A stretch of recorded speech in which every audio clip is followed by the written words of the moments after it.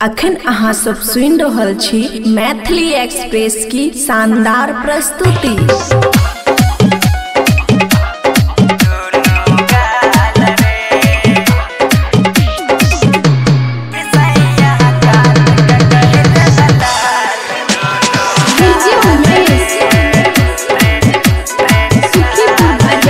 खुशी recording studio बलुआ। सुहागे के रतिया सैया कोयले बह कमाल रे,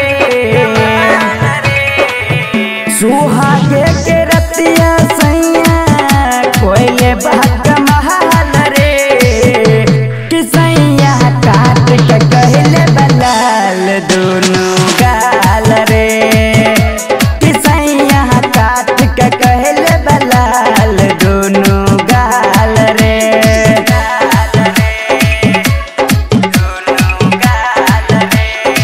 Khushi recording studio Balua.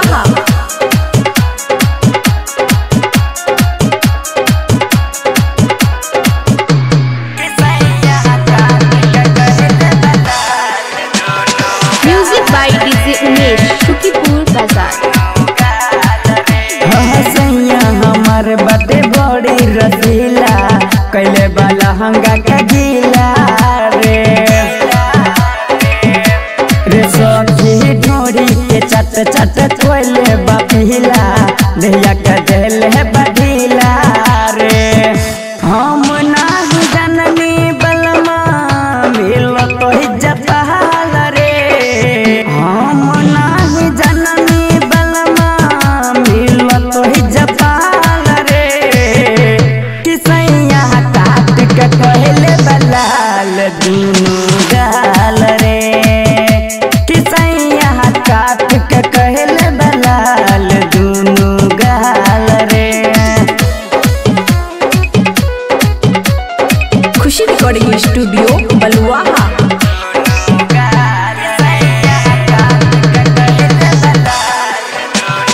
Music by DJ Umesh, Shukipur बाजार।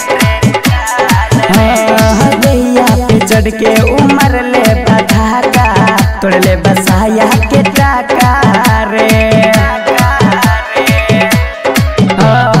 राजेश राजू मोरा मोड़ ले बगाटा, कोई जवानी जैसे आटा रे, प्रेमी प्रकृति के बिगड़ल चाल रे, प्रेमी प्रकृति के बिगड़ल चाल रे, कि सैया चाट के कहले बलाल दोनों गाल रे, कि सैया चाट के कहले बलाल दोनों गाल रे।